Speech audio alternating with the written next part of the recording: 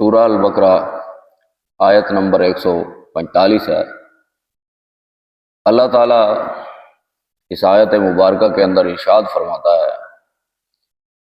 فرمایا وَلَئِنْ أَتَيْتَ الَّذِينَ أُوتُوا الْكِتَابَ بِكُلِّ آیَةٍ مَا تَبِعُوا قِبْلَتَكَ، اور یقیناً اگر تو ان لوگوں کے پاس جنہیں کتاب دی گئی ہے ہر نشانی بھی لے آئے، وہ تیرے قبلے کی پیروی نہیں کریں گے۔ وَمَا أَنْتَ بِتَابِعٍ قِبْلَتَهُمْ وَمَا بَعْضُهُمْ بِتَابِعٍ قِبْلَةَ بَعْضٍ،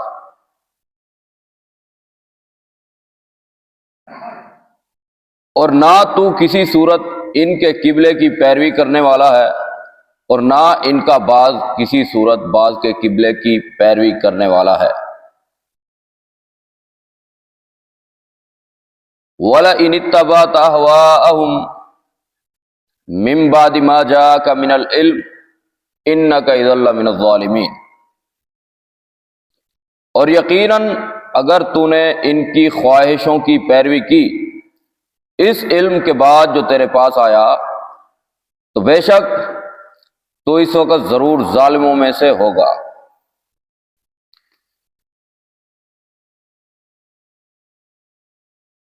اللہ تعالیٰ اس آیت مبارکہ کے اندر یہود و نصارہ کے کفر و عناد کے بارے میں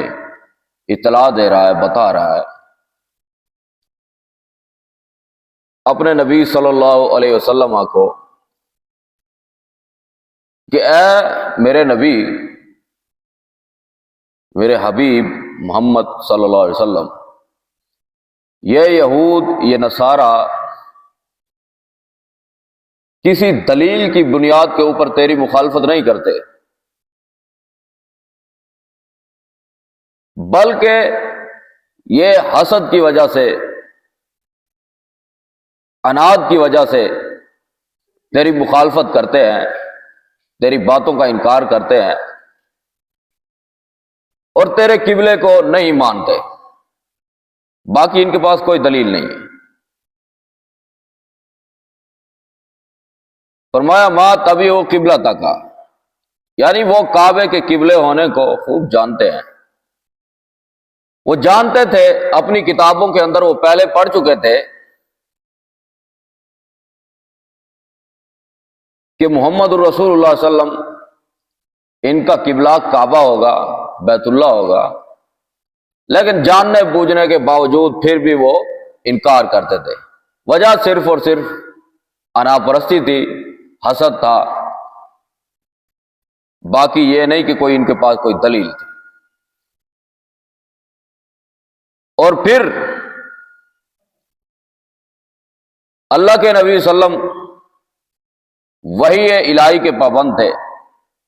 وَمَا أَنْتَ بِتَابِعٍ قِبْلَتَهُمْ، اور آپ بھی وحی الہی کے پابند ہونے کی وجہ سے ان کے قبلے کو اختیار نہیں کر سکتے۔ جس طرح وہ آپ کے قبلے کو نہیں مانتے، وہ نہ حق کے اوپر ڈٹے ہوئے ہیں، باطل کے اوپر ڈٹے ہوئے ہیں، تو آپ بھی ان کے قبلے کو نہیں مان سکتے، آپ بھی حق کے اوپر ڈٹے ہوئے ہیں، آپ وحی کے اوپر ڈٹ جائیں۔ اور پھر وما بعضهم بتابع قبلۃ بعض، ان کی حالت یہ ہے کہ وہ آپس کے اندر ان کا اختلاف ہے، یہود و نصارہ کا آپس کے اندر اختلاف ہے، وہ خود جس قبلے کو منوانا چاہ رہے ہیں ان کا خود اس میں اختلاف ہے۔ اختلاف کیسا کہ وہ ایک دوسرے کے قبلے کو پسند نہیں کرتے، یہود صخرہ بیت المقدس کی طرف رخ کرتے ہیں اور نصارہ بیت المقدس کی مشرقی جانب، یعنی ایک طرف رخ کرتا ہے، دوسرا بیت المقدس کی دوسری طرف رخ کرتا ہے، ان کا خود اس قبلے کے اوپر اتفاق نہیں ہے، اور وہ مسلمانوں سے توقع کر رہے ہیں کہ یہ ہمارے قبلے کے اوپر آ جائیں۔ بھائی جب تمہارا آپس میں اختلاف نہیں ہے تو تم دوسروں سے کیا توقع کرتے ہو کہ وہ تمہارے ساتھ متحد ہو جائیں؟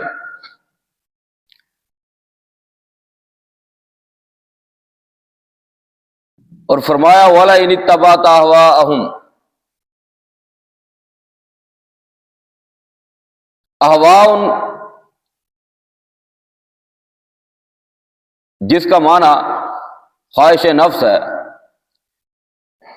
اور قرآن و سنت کی پیروی ما جاءک من العلم، یعنی اللہ کی طرف سے آنے والے علم کی پیروی ہے۔ اور اس کے سوا دین اسلام کے اندر جو کچھ بھی گھسایا جائے گا وہ ہوا یعنی کہ وہ خواہش نفس ہوگا، وہ اپنی خود پسندی ہوگی، وہ دین نہیں ہوگا، چاہے وہ یہود کی طرف سے آئے، نصارہ کی طرف سے آئے، ہندوؤں سکھوں کی طرف سے آئے، یا مسلمان اپنی طرف سے ایجاد کر لے، وہ خواہش ہو سکتی ہے، دین نہیں ہو سکتا۔ دین وہ ہوگا جو منزل من اللہ، آسمان سے اترا اللہ کی طرف سے، دین وہ کہلایا جائے گا۔ جو اس کے علاوہ اپنی طرف سے اسلام کے اندر کچھ گھسیڑنے کی کوشش کرے گا، وہ دین نہیں کہلائے گا، وہ خواہش نفس کہلائے گی، کسی کی خود پسندی کہلائے گی۔ تو رسول اللہ صلی اللہ علیہ وسلم کو منع کیا گیا کہ آپ ان کی خواہشات کی پیروی نہیں کر سکتے، وگرنہ انکا اذا لمن الظالمین۔ اچھا، من بعد ما جاءک من العلم انکا اذا لمن الظالمین، علم کے آ جانے کے بعد آپ ان خواہشوں کی پیروی کرتے ہیں تو انکا اذا لمن الظالمین، آپ کا شمار ظالموں میں سے ہوگا۔ اب یہاں رسول اللہ صلی اللہ علیہ وسلم کو کہا جا رہا ہے، لیکن اصل میں مراد امت ہے، عام مسلمان ہیں اور علماء ہیں، کیونکہ رسول اللہ صلی اللہ علیہ وسلم یا جو بھی اللہ کے نبی، وہ اللہ کے احکامات کی مخالفت کر ہی نہیں سکتا، وہ اسی کی پیروی کرتا ہے جو آسمان سے نازل ہوتا ہے، جو اللہ کی طرف سے پیغام دیا جاتا ہے۔ تو اصل میں تنبیہ ہم کو کی جا رہی ہے، مسلمانوں کو، امت کو اور علماء کو کی جا رہی ہے کہ آپ کے پاس علم آ جائے، آپ کو پتہ چل جائے کہ فلاں جو ہے وہ بدعت کے اوپر چل رہا ہے، خواہش کے اوپر چل رہا ہے، خود پسندی کے اوپر چل رہا ہے، وہ دین نہیں ہے، وہ اسلام نہیں ہے، لیکن آپ جاننے کے باوجود، علم آ جانے کے باوجود پھر بھی آپ ان کے پیچھے چلتے ہیں، ان کی پیروی کرتے ہیں، تو انکا اذا لمن الظالمین، آپ کا شمار ظالموں میں سے ہوگا۔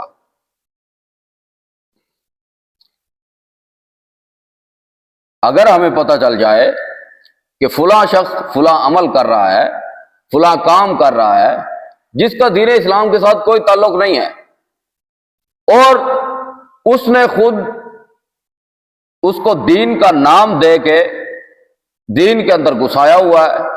اور وہ دین کے نام کے اوپر کام کر رہا ہے اور اس کو نیکی سمجھ کے کر رہا ہے، جبکہ وہ دین نہیں ہے، اسلام نہیں ہے، وہ نیکی نہیں ہے، لیکن وہ نیکی سمجھ کے کر رہا ہے، تو فرمایا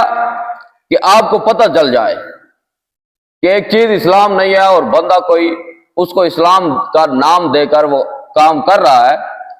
تو آپ کو چاہیے کہ آپ اس کی پیروی نہ کریں، اس کے پیچھے نہ چلیں۔ اگر آپ ایسا کریں گے تو انکا اذا لمن الظالمین، آپ کا شمار ظالموں میں سے ہو جائے گا۔ تو حضرات، یہ تھا سورہ البقرہ آیت نمبر 145 کا مختصر ترجمہ و تفسیر جو میں نے آپ کے سامنے رکھا۔